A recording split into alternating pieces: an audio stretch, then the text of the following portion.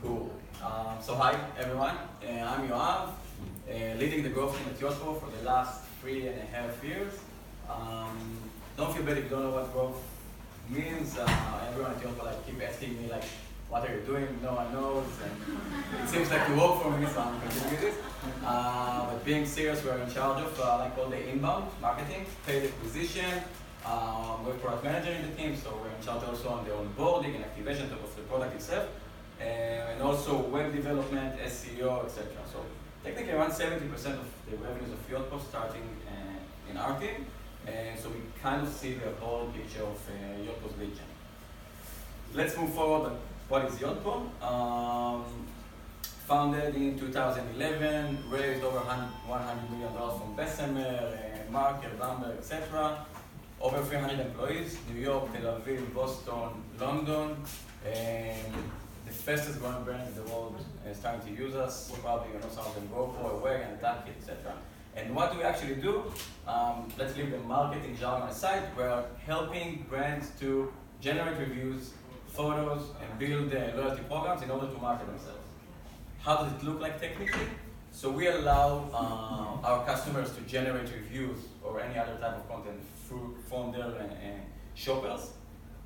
Then we provide them with all the necessary tools to market themselves. So it can be on site, put it on the homepage, category page, product page, checkout, etc. It can be with integrations with Google, Facebook, and other marketing tools.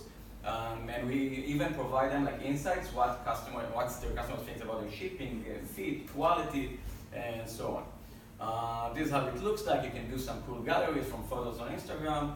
Just to give you a bit of context, how visual our product is, and you'll see in the presentation why it's important. Another thing that happened recently, we acquired a company called Swell Rewards. Swell is doing loyalty and referrals, so refer a friend and get X dollar off. Like us on Facebook and get 10 points, when your birthday get $10, etc. So we kind of became a multi-product company, so we have now reviews, visual, as you saw, and also loyalty and referrals. Cool. I'm going to share everything that we learned along the way to rebuilding our website. It's going to be a very tactical talk, so I'm going to go deep into the small things, because I'm a big believer that small things can move the needle. And eventually it ended up at first at 93% increase in conversion, but now I think it's around 140% because we kept improving it. So step one in everything is understanding that we have a problem actually, that we need a redesign, and checking what's the alternatives and what's the possible solutions that we can do. This is the old website. It was with us for around, I think, 3 years. You can look at the menu, there is curation that no one knows what it means, start now, speaks only about reviews, it was completely outdated. Also the pricing was black, I don't know what to say, it doesn't look good. Our product page was very old and doesn't explain the product well. So we understood that we have a few problems. The first one is low conversion rate. We can't generate leads from the website. The conversion rate is extremely low. It was around 0.9, I think, which is industry-wise it's low. We had outdated information. All of the information was not correlated with what the sales team is speaking. We spoke about things that the product wasn't like this. Outdated design. The design was extremely old and we needed something fresh. And we had bad infrastructure and foundations. And by saying it, I mean we didn't have analytics on site, so we didn't know actually what's going on besides conversion rate. And the structure and navigation of the site didn't allow us to build good marketing assets. So whenever we wanted to build something on resources or new product page, we said okay, but we don't have any foundation, so we need a redesign. So we came up with 3 alternatives. We can A/B test, start A/B testing and improve it gradually and see what's going on. I can tell you that most of the people was in favor of A/B testing because no one wants to invest in redesign. Some of the companies, it takes them around a year to do it. So everyone pushed heavily low, and then let's A/B test and see what's going on. The second one was small changes. Let's just rebuild 2 pages and check what's the most important one and rebuild it. And the third one, which I really pushed into, is complete redesign that we'll think about the long term. After a lot of Israeli fights with shouting each other in rooms, we decided to do a complete redesign. and when to start defining the project. So the first thing we've done is appointing senior stakeholders. So think about like big projects, and there are too many cooks in the kitchen. Like three people want to decide on the design, 2 people want to decide on the content, the CEO, the VP marketing. Like everyone comes and like speaks. No, I don't like this and I don't like this. So in order to eliminate those issues, we said there will be one senior stakeholder per channel. So there was one stakeholder for content, one stakeholder for design, one for product. So those are the only people that can take decisions. All the rest can like say what they think, but senior stakeholder will take the decision. So even like the CEO said, I'm out, and the VP marketing had some opinions, and we didn't take some of them because we wanted people to understand the full picture. Second one, and I give a bit of context, me and my team moved to the marketing from the product team a year ago, so we brought a lot of knowledge from the product. So we said, let's define an MVP of the website. There is no need to build the perfect ultimate website that will take 1 year. Let's define what is the MVP, which is minimum viable product, the minimum product that you can build in order to go live, and do a gradual release. Marketing people usually wait until the perfect animation will be in place with the perfect content and 7 iterations. No need. We can go and do it like very, very gradually and start with something small. So this is something that we defined. Everyone agreed on. And once we defined the MVP, we said, okay, what is an MVP? So from having like a monster website, we said, those are the pages we're going to build. We're going to build a new homepage, product pages, pricing page, customers page, and case study template. Those are the only pages we're going to build. This is our foundation. This is the MVP. From here, we can move and build more and more and more pages. Cool. So main takeaways from this. The first one is work backwards. By saying work backwards, I mean set a date and then ask the people, what can you do in order, what can you do in this time frame? Because if you tell them I need homepage, product page, pricing page, etc., it will take them like even 2 years. They can go and fly with again animations and cool design and stuff. We said, guys, we have 3 months. What can you do? And like start like negotiating on what can we do in 3 months. Appoint single stakeholder, as I said before, and don't hold out for the perfect product. You can go live even before it's perfect, see what's going on, and iterate. You'll learn a lot from it. Moving forward, setting goals and KPIs. Also a thing I don't think that everyone is doing it when they're doing marketing projects. I see it a lot that people just like, let's do it, cool. So we start to understand what are the stakeholders and what's the primary KPI. So if you go and ask the support people what's their KPI of the website, they will say open a ticket, and if you go to the HR, they will say submit your CV, partner with us. So we start to understand who else is using the website and understand their needs and how we can incorporate it with the marketing needs. And then we decided what's the primary KPI. It can be lead generation, it can be sign up, it can be, I don't know, education or a website for sales enablement. So we decided that our primary KPI is lead gen, request a demo, meaning someone fills the details and goes to speak to sales. We decided on a lot of other metrics that were important to us, conversion rate, also lead quality that we're checking, organic traffic, we're building a new website, let's see that the SEO improves, brand perception, that people actually look at the website and say, wow, it looks good, and not like the old website, having a better site navigation, which means that people will be exposed to our multi-product offering. Up until now, we had a site navigation that people go only to 2 pages. Now we want to see that people actually see all the different products that we have. And the last one is scalable website foundations that we can build roadmap for 6, 8, 10 months ahead. Cool, so we set up KPIs, everything is fine. And then we said, okay, what should we do now? And we said, let's take some inspiration. So we created, I hope you can see it, we created a crazy list in Excel of all the websites that we know.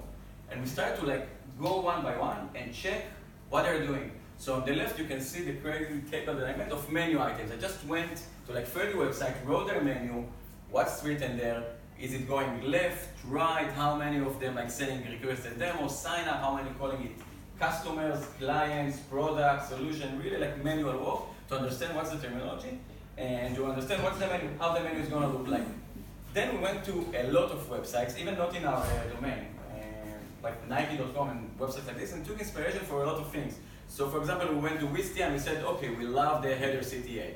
We went to campaign monitor, and we said, oh, we love this small tagline above the headline because it explains what do they do. So we took a lot of inspiration, and every page that we built, we looked like 50 other pages and took small parts from each one of the pages to really take the things that we love and we think will be beneficial from us. Another thing that we've done here is understanding the first impression, because once you go on a website for the first time, it's the only first impression you'll have on the website, and we wrote down immediately what we think about the website. Do we understand or not? We understand, why? We don't understand, why? And then we kind of knew what should we avoid or do in order to make a good website for our own. Cool, so we made an inspiration, first impression, we wrote it down, and the last one is like you can learn from everyone. Don't limit yourself to look at the competitors. Honestly, I even didn't look so much at our competitors. I looked like at many other websites to take inspiration. You can take from almost every asset. Then we moved and decided on like key decisions. There were like a lot of meetings on taking those key decisions. And the first one and the most important one was the visual type. So think about your product and what's the best way to explain your product. If you're an API company, probably you can't explain your website by visuals. It's like you can't have screenshots. And we debated, should we do videos? Should we have people, faces like Drift is doing? Should we have mockups illustrated? Should we have screenshots? And when the student screenshots, it's like for companies that sell their product in low price, and we are not selling our product as a self-service, and we came up with a decision that it should be something that's explaining the product visually, because our product is very easy to explain visually, but not screenshot. So in a second you'll see what we've done at the end. Navigation, how should it look like? It should be a menu with like sub-items, it should be a menu with like flat and no sub-items, it should be something in between. Again, checking what other companies are doing and taking inspiration.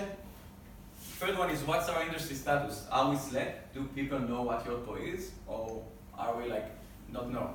So understanding that 30%, 40% of the e-commerce system knows what Yotpo is, so we need still to explain what we're doing. We can't go with like aspirational taglines of just do it, like Nike and stuff. So we need to actually explain what we're doing. And content style, you know, how many of you went to a website and read the content like what I just read? So are we gonna be those with long and informative, short, funny? Also taking those decisions are extremely important because it's guiding you throughout the entire process. So this is the new homepage. As you can see, everything that I said is on the homepage. We came up with kind of like screenshots and mockups. It's not the screenshot, but it's not a mockup, it's something in between. The menu is kind of in between. There are sub-menus only in the platform and resources. The subtext is very like explaining what we're doing. We're doing visual marketing, loyalty programs and referrals, reviews, etc. So this is like real, what we came up with the alternative for the menu. Should we go with like complex, flat, or wheel? This is what we chose eventually.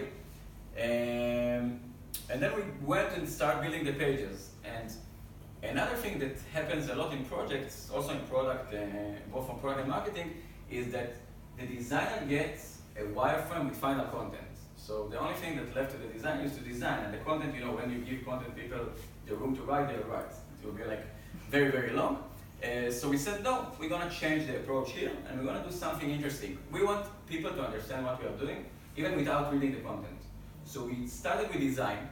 We said, even if there is not a single word, the design should be explaining enough so people will understand what Yotpo is doing without reading the content. The content should complete the design. So we started with this, and we told the content people, you have those limited characters, do whatever needed so people will understand. At the beginning it was like kind of a debate, no, it doesn't work like this, but eventually it worked great for us. So this is the first thing we've done. And it all started with my Israeli English. So as you can see the title, we generate reviews, like very Israeli style. And this is like after a content person like actually went and dies. And another big decision that we made here is focusing on our above the fold. And think about a page. If you're building a page, you probably sit and think and work about 10 hours on it. So we said, we are not going to spend our time equally between like the beginning of the page and the end of the page. We said, we're going to invest like 50% of our time, just like on the above the fold. What are you going to show here?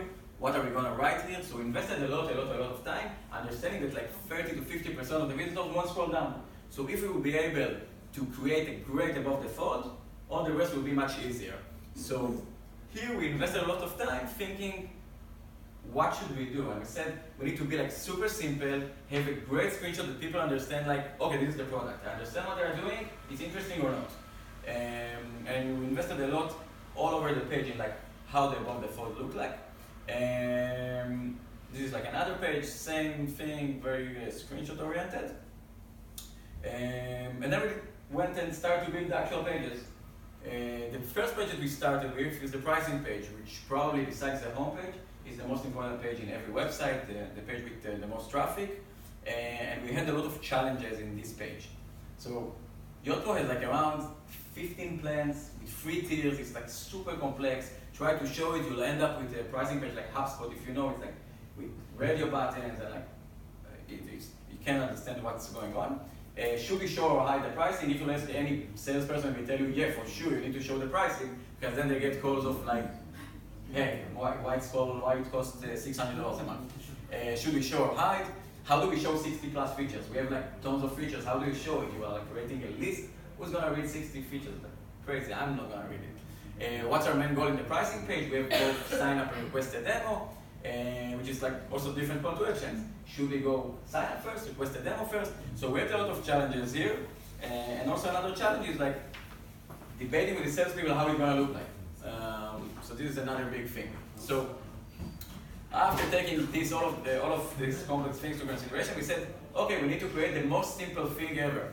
We have free and we have custom, that's it. Not gonna speak about features, we're gonna just push everyone to speak with sales, with knowing in high level what's going on, the sales will take it from here. I can tell you that a lot of people debated if it's gonna work or not. And another thing that we've done in order to eliminate the 60 features problem, we grouped them. So we said there is not gonna be like a feature by feature, because we don't want to compete with our $20 competitors with feature by feature. They will win. It's like comparing chicken breast in fine dining restaurant to some small shop next to it. So we said we're gonna group them. So we're not gonna say like we provide this. We provide a holistic group of features. And this is the old pricing page, how it looked like. As you can see, like tons of complexity without a reason. And this is the new pricing page. Came out like with free, premium. Those are our products. Those are the features requested demo. Super simple. And everything, of course, was A/B tested. So we didn't go live with any page without A/B testing. This is part of the gradual release. All the rest of the website looked like the old one, and we went live with this. This is the email that I sent of the A/B testing results. As you can see, there was an uplift of 200, I'm not sure if you can see it, of 248% with statistical significance of 99.9. So like this page, like almost double the leads, almost more than double the leads from our pricing page, just by like designing it differently and reducing the complexity that we had in the pricing page. Okay, cool, so we set this as a new pricing page. You want to take this photo? It's up. So we're done with the pricing page, we went to the product pages. So we have 3 different products, and we said, okay, what's our challenges here in the product pages? The first one is like we have 3 different pages, and it should be reusable. We're gonna build more and more products. I don't wanna work so much time on every new product that we're building. I don't wanna build a new page and rethink, etc. Third is mockups first. Again, going with the approach that our product is visual, we need to show it like visually. And fourth is the above the fold strong headline. Like explain above the fold in a strong headline, good mockups, what are you doing? So this is the mockup that I came with. We generate reviews, and those are the pages that we can, that they look the same. So this is the above the fold, this is what's going on below. So we created this component that's reusable all over the site. So you can explain whatever you want. Visual is very big, and on the left, whoever want to read can read it here. And we just replicate this page 3 times. So we created one for reviews, we created one for visual marketing, the Instagram product. As you can see, it looks like the same. So building this page took us less than a day. Like we just needed content, some mockups, and in WordPress behind the scenes, we just rebuilt a new page. Same for Swell. We acquired a company. They were like, okay, when we will have a page? Like in a few months? I'm like, no, 2 days, just send me the content. And in 2 days, you'll have a page. So we created another page for company even before the acquisition was like over. So when we acquired this company on the day of release, they actually had a new page on their website. They were like shocked how it can be. So it's all because we had like a good infrastructure to build a new page so quickly. This wasn't A/B tested, by the way, because we didn't have what to compare to. Like the old pages was like a big mess. Moving forward, a new page that we created, a customers page. Yotpo never had customers page, and it's funny because we have so many good customers, and we never had customers page. So we didn't know like what's the goal of this page. Is it like sales enablement to send the sales? Is it like lead generation? We didn't understand, so we started to ask people like, what are you doing when you're going to a website that you don't know? Most of them answered, I'm going to the customers to see like there are like relevant customers. From there, I'm moving on. So I understood that the journey part of it is like the second step in the journey to get validation that you're actually a good company and you're a company, valid company. Second one was a debate, should we highlight one customer versus a lot? So we have GoPro that everyone knows. Should we have GoPro like big on the page, or should we highlight a lot of customers? We understood that our power is like tons of good brands that use us, so we decided to go with a lot of customers. And the third one is like case studies as a competitive advantage. We understood that case studies that we're producing, we're sending people to take videos are like one of our biggest advantages. So we created a new case study template.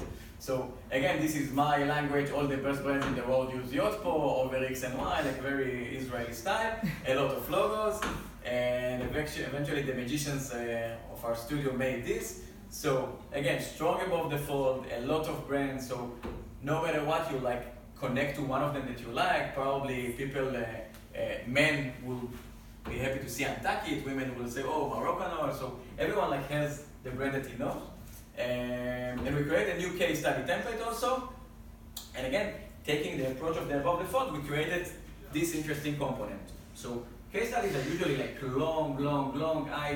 Personally, I can never read case studies so long. I don't have time for this. So we said how we can do it quickly. We just create like a TLDR here that like, okay, this is the challenge, solution, results, that's it, move on. If it's interesting, keep reading. If not, move on to the next case study. I can tell you that our competitors just copied it. Like we saw it a few days ago, they copied like the same component to their pages. Cool, so we released the customers page, everyone is happy, and we went to the home page. And something interesting here is like, we build the home page at the end. And usually if you ask people, they will tell you, no, the home page should come first, it's the most important page. And the reason we've done it is we said we will learn along the way. We built so many pages, so we came to the home page with a lot of knowledge of what's working, what's not working, how should it look like. We had so many assets, so we had like the foundations, and then we like, took it and built it gradually. So what are the challenges in the home page? Easily understand what we're doing before scrolling down. Again, same mantra that I'm repeating. Introduce our multi-product offering. We have a few products. How do you show it? Showcase our customers, which is our greatest asset. And also balance between all the stakeholders. You know, brand people want aspirational, performance wants a request a demo in big and a font of 72. So we need to like balance between them. And then, before going and actually building the layout of the homepage, we created a test. We went to one of the companies in the ecosystem website. We put it on a big screen and started to call people to the room.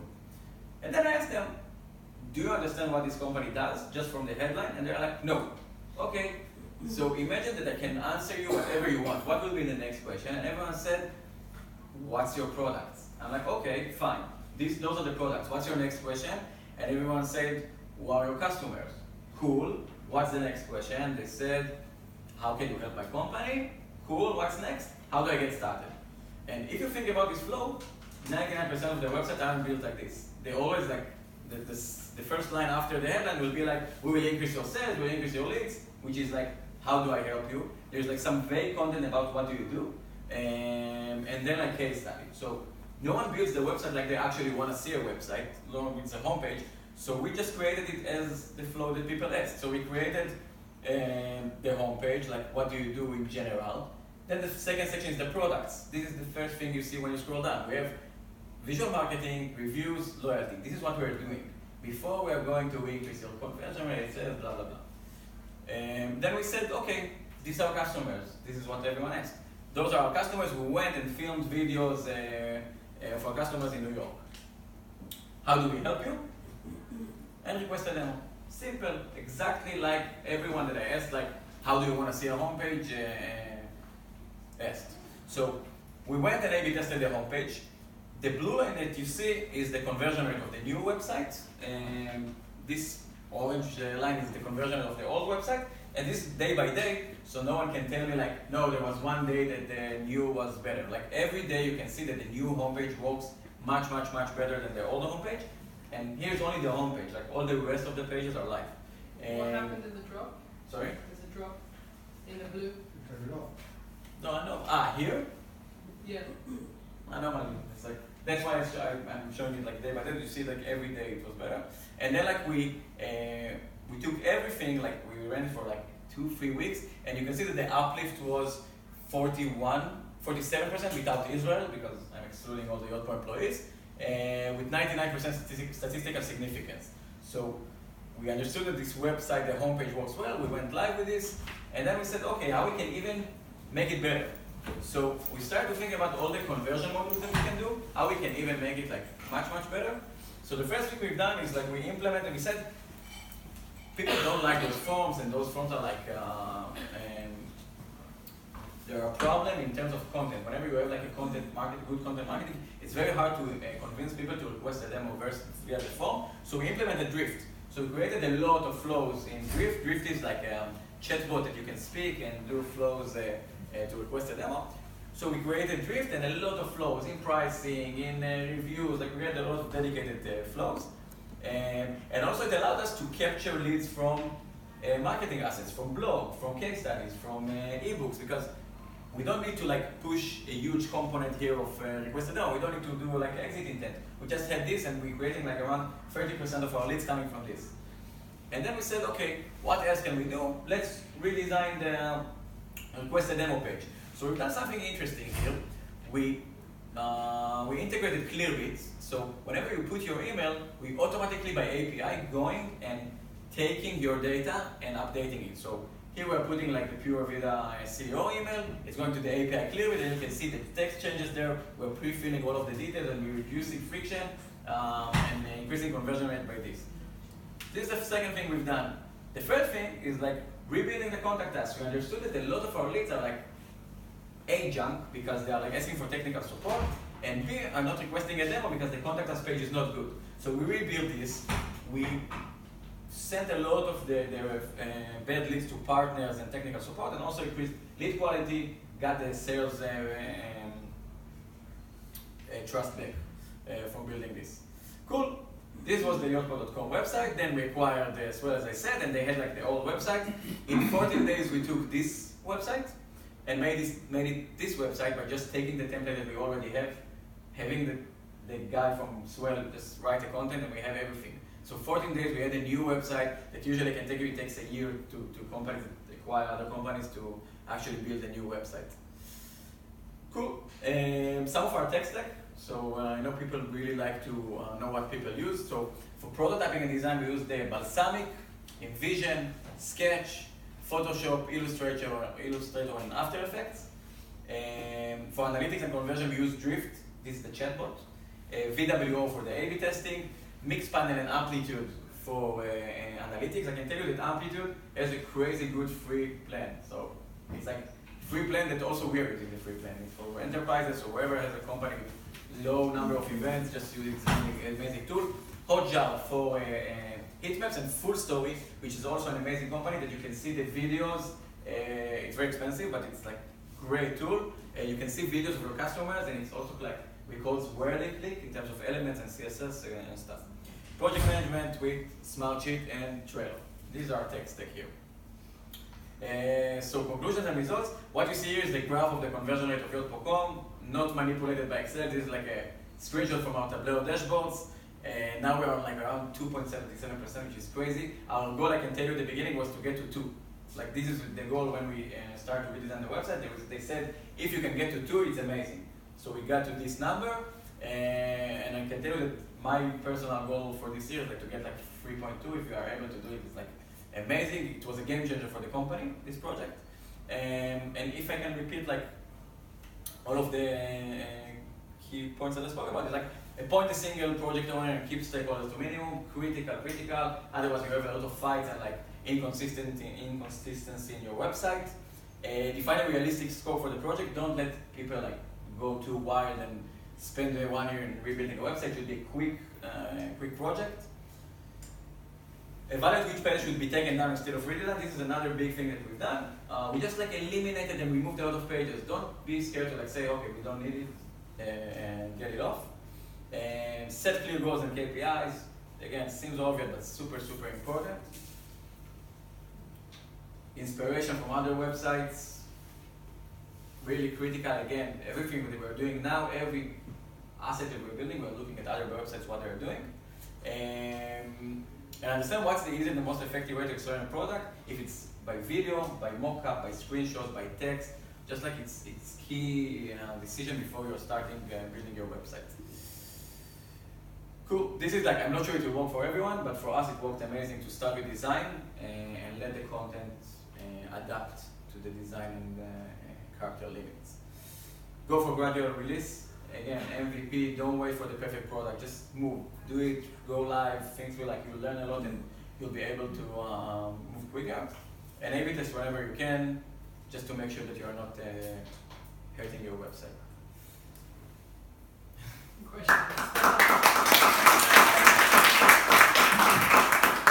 Yeah, that was amazing and very impressive. I have a question. When you A/B tested, except for what you've shown us, was there anything that was like a real surprise, like that you can tell us that you can think of? Maybe? Yes, I can tell you that on the pricing page, people hesitated. Like people said, no, it won't work. You're not explaining the product. What is like free and premium? What is we even don't use the word premium? So we're surprised by this. I can tell you that before we started this, 6 months before, there was a redesign of the website which dropped the conversion rate in 48%. So yes, people were surprised. And you can never know. You know, you're working on something, you're releasing it, you're like scared. You don't know. Now it looks obvious. Yeah, you built a new website and it works, but you can never know. Can you give an overview over, first of all, thank you very much for a great presentation. And an overview over the traffic, like who are these people who are coming there? So we have. Can you just repeat the question in case someone didn't hear? So overview of the traffic, where the traffic comes from. So we have a lot of, it's a mix of like very changing between like the size of the business. There are like small mom-and-dad shops on Shopify that go to the website, big enterprises, our customers that come to log in, and it's extremely hard because we don't have like real target persona on the website. So we try to do something like very generic that everyone can understand. I can tell you in terms of traffic sources, it's like also a mix between organic, direct, paid, like equally. We don't have something like big that we say, okay, this is most of our traffic. It's like very e-commerce all around. So a follow-up to that, sorry, you had said before that a lot of the leads were like people asking for technical questions or something. Yeah, so this is like 20%. Switch that. Yeah, 20% of our 20% of the traffic is our customers, obviously, that comes to log in. And imagine that you lost your password. How do you open a ticket? Right. You request a demo and it's the sales guy, hey, move me to support. It's like you're calling Orange and you move to the sales and they will move you to the... But did that change at all when you changed the website? Yeah, we don't have any leads anymore that asking for technical support. It's done. Like, we increase the lead quality like this. Is there anywhere that we have who you are, what Yotpo means, who the team is, who the company is? At the beginning. No, on the website. Yeah. Not you. Yes, so, Yoav. so when I'm speaking about gradual release, so we ended up with the foundations, and now, like I think 2 months ago, we just created the About Us page. It came like so long after, because we said it's not necessary for the core business KPIs, which is leads and revenues. So we built just now like About Us, and 3 months ago, something like this. Yes, we built it, and we're planning to build more, like brand books, style guides, stuff like this. Yes, now we're expanding. We call the first part foundations, then nice to have, and then like it's like the Let's Fly. So the Let's Fly is like brand books, like the cool things that it's not necessary. When did you release it? This website was completed, I think, around May or June, something like this. Did you see an increase in organic traffic because you improved No. the website? No, the organic traffic didn't go live. I can tell you that the quality of the organic traffic went up because we are looking at Search Console. Now we get more relevant keyword, but by definition, we said we're not going to invest in SEO in the next year. The 2019 will be in terms of conversion. This year, I'm going to invest a lot in SEO, and also I'm hiring, so if you know someone. So this year, we're going to invest a lot in SEO. We might take like freelance, hire someone in-house. And did you have to do any changes maybe with your marketing strategies in order to align it with the new website? We changed a lot, by the way. For the first thing we've done is that we took a decision, we're ungating everything. We're not like the company that hides behind forms. We said, if we are producing good content, why we're hiding behind it? So this is the first thing. Drift also allowed us like to capture it from those. And we started to build smart things without this. And second, we started to be more practical and KPI oriented. So before every marketing activity that we are doing, we are asking why are we doing it, which KPIs. We have like very structured themes and narratives and stuff. So yes, it changed a lot in people's mindset. They understood like we can do actually good stuff that converts. Did you have any customer testimonials? I mean, you had all the logos of the brands, and you have on the homepage. On the homepage, we had a few videos, and we have the videos on the homepage with customer testimonials, and on the product pages, we added others. I don't have it here. You can see it on the website if you go after.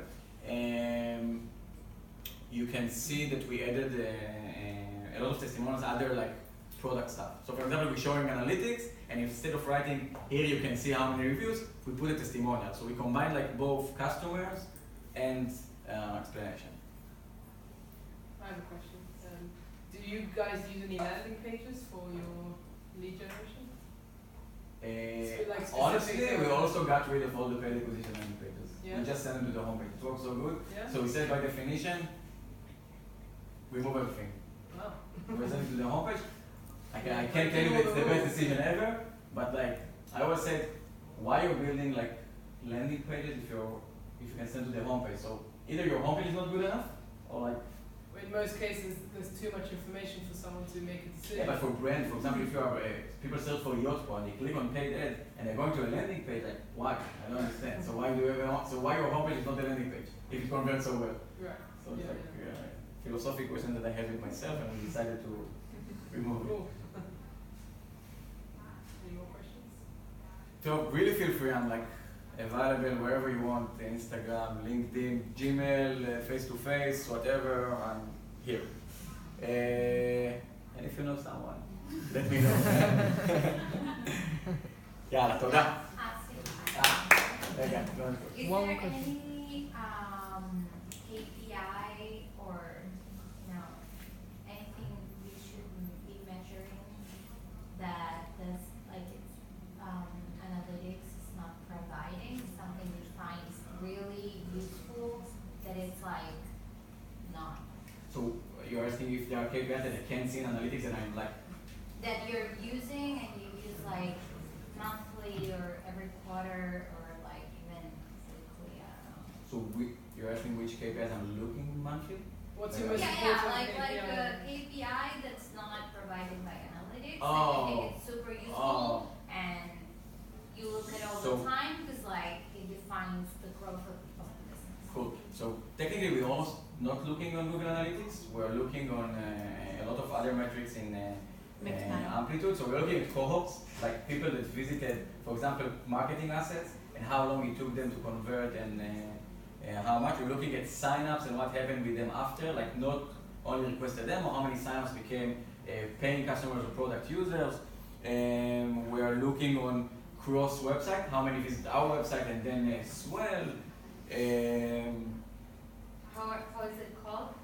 Cross website, like how many using our website and then going to the Swell website.